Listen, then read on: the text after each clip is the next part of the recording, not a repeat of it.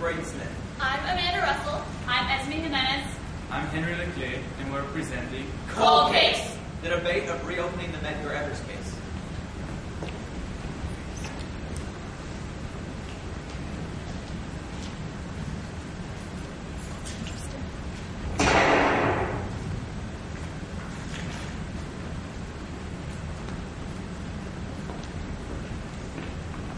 What you just witnessed was the murder of civil rights activist Medgar. Medgar was the leading member of the NAACP in Mississippi. You are about to see the events that followed this murder. Some of the following may offend you. For example, the N-word will be used in direct quotes. But we refuse to paint hatred and racism as any less than it is, and for this reason, our quotes will remain uncensored. Following the murder, white supremacist Byron De La Beckwith was accused and put into custody as the #1 suspect. All rise. Bring in the accused, Mr. Byron De La Beckwith. Mr. Beckwith, how do you plead? Innocent? Mrs. Evers, you may approach the bench. My husband was shot down in cold blood. All evidence points to Mr. Beckwith. You've matched the gun to him, and you've heard witnesses defend on my behalf. All Mr. Beckwith has on his side are 2 witnesses that claim to have seen him elsewhere, despite the fact that they are old friends of his. I got these charges thanks to our beautiful country's justice system. The trial ended in mistrial, with the jury unable to reach a consensus. So they tried me again. Same results. And for 25 years, as a consequence of the failure of our justice system, a guilty man walked free for the most horrendous crime. But the debate over the death of Medgar Evers wasn't over. On October 1st, 1989, Bobby DeLauder, a district attorney, was reading the Clarion Ledger newspaper of Jackson, Mississippi, and came across the article, "State checked possible jurors in Evers slain" by Terry Mitchell. This sparked an interest with DeLauder, so he met with Medgar Evers' widow, Merle, about the possibility of reopening the case. Mr. Peters, your letter mentioned having already begun investigating any possible tampering of the 2 original cases. What have you found in that respect? Mrs. Evers, there is no case. We don't have any physical evidence of the 1964 trials. The only file we had was Bobby Cotton here, the Jackson Police Department's report. May I, Mr. DeLauder?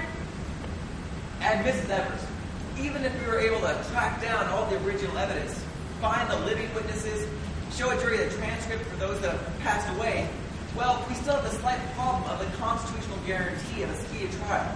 I'm sure you can agree that there's nothing that's speedy about 25 years. The debate over this constitutional issue will overshadow any chance we have of justice. I just want things to be right with justice. I opened the door and saw my husband. He was lying in a pool of blood. His keys were still clutched in his hands. He was crawling toward the carport when the children had gone to the door by that time. They were crying, "Daddy, Daddy, get up." We've been waiting for justice for so long. Not just my family needs it. The state of Mississippi does too. Please keep digging and trying. We will. Some debated the case should be reopened, but in 1992, the Mississippi Supreme Court allowed the proceedings. Mr. Mitchell, I'd like to thank you for your writing. It got me into this case. No one wants this case being brought up again. I got a number of hate calls from people who urged me to stop writing about that. We knew this wasn't going to be easy. I understand where people are coming from when they are saying this is no speedy trial. But that's no excuse to let a guilty man get away with murder. It's never too late to try and go back and fix an old failure and help our justice system succeed.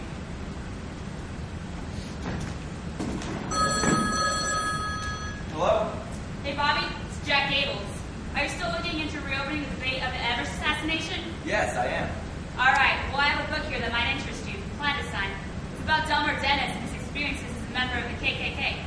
The line reads, Killing that nigger give me no more inner discomfort than our wives endure when they give birth to our children. We ask them to do that for us. We should do just as much. So let's get in there and kill those enemies, including the president, from the top down. After this conversation, DeLauder contacted Delmar Dennis, who agreed to testify at the next trial. It now seemed like there was enough evidence to actually reopen the case, and it became a media circus. Beckwith sought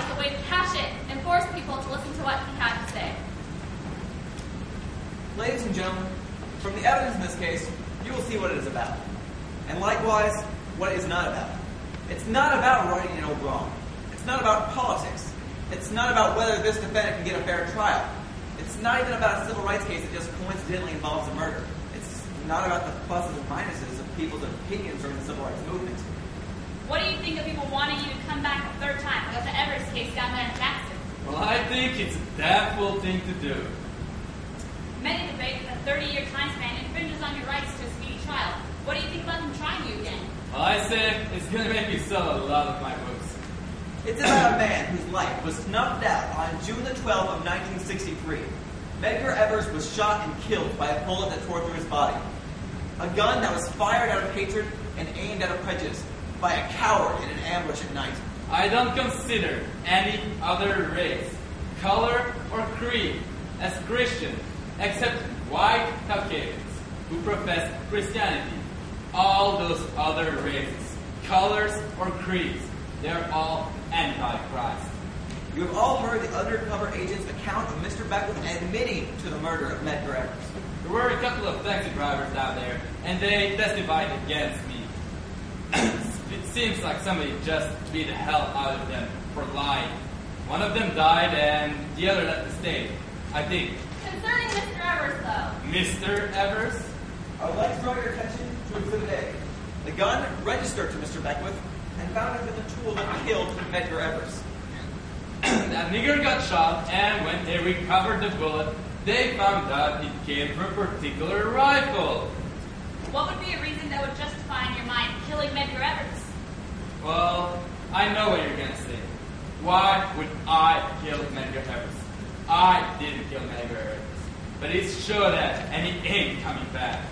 But if he was killed in defense of the preservation of this white Christian republic, that's not murder.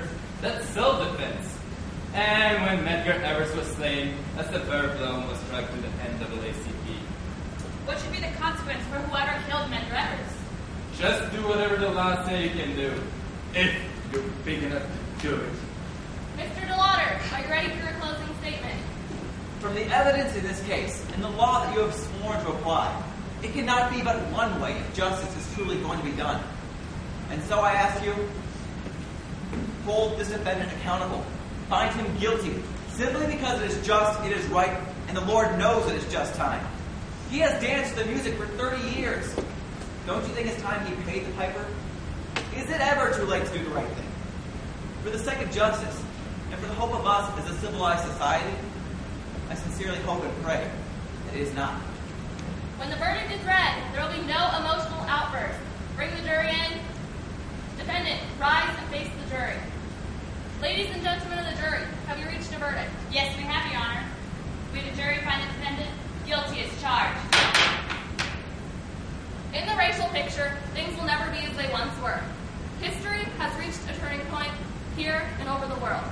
Medgar Evers, 1963. Finally, after 30 years, Byron Beckwith will be held accountable for his crime. And it never would have happened had people not been willing to reopen the debate. Justice should never be cast aside because of a timeline. There is no excuse to let such a terrible failure of the justice system go unfixed like this. It is never too late to fix former failures. The consequences of not reopening the debate would have left a terrible wound unhealed in Mississippi.